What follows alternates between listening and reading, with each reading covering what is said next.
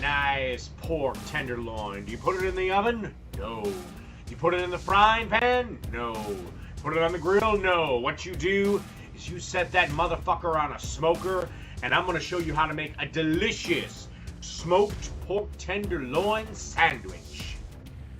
Okay, let's get this pork started off right. First thing you want to do is grab some McCormick sweet and savory rub seasoning, or whatever rub seasoning you like. Just use whatever you like, and put a absolute shit ton on it. Do not be worried about wasting food. Don't be worried about over seasoning it. Trust me, you'll be just fine. You really want to rub the crap out of these things.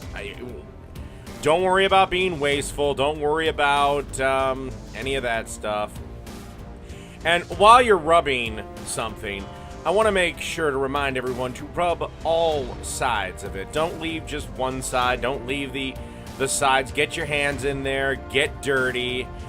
You know, this ain't exactly a clean process because you want to make sure that meat is fully rubbed with all that wonderfulness on all possible sides of said pork tenderloin, because that's going to become critical as we move along here. So, more rub the better. Don't be stingy with it. Don't worry about wasting it, because in honesty, that bottle I think cost me $3.50. So once again, don't be a bum.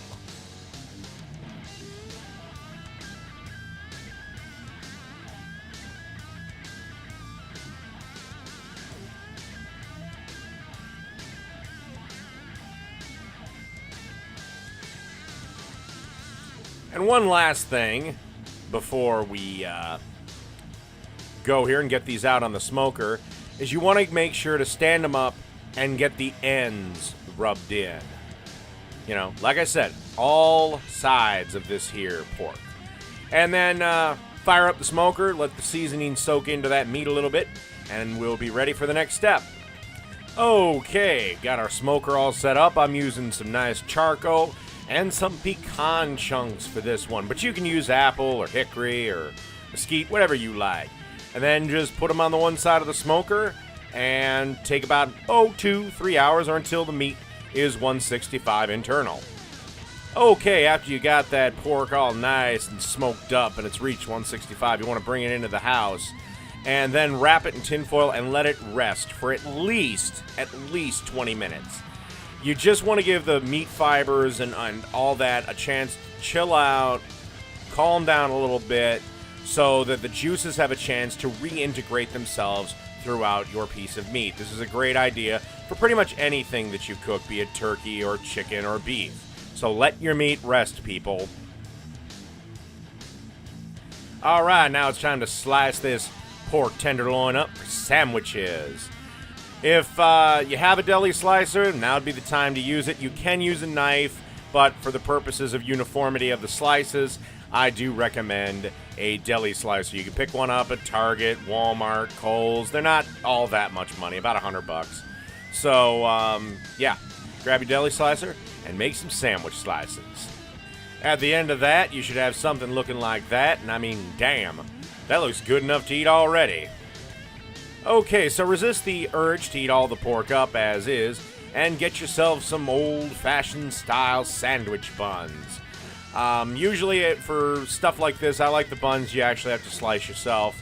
Bread's just a tiny bit fresher, but you can certainly use hamburger buns or Kaiser rolls or any old roll you like. But for me, I like these ones here best. And make sure you've got the tops and the bottoms properly organized, because Lord knows I've made that mistake in the past, as we have all seen on this program. So, what you want to do is butter the top of each one of these here buns. And after we skipped a bit, because, well, hell, it's a cooking show, we can do that. All of the buns have been buttered, and now it's time to add some of that delicious pork that we smoked up and sliced and rested and did all the wonderful things to it. God damn, that gets me hungry just looking at it. You can certainly make these as thin or as fat as you want. It's entirely up to you, but About this much, about 6, 7, 8 slices of pork, but you do it how you like. It's all entirely up to you.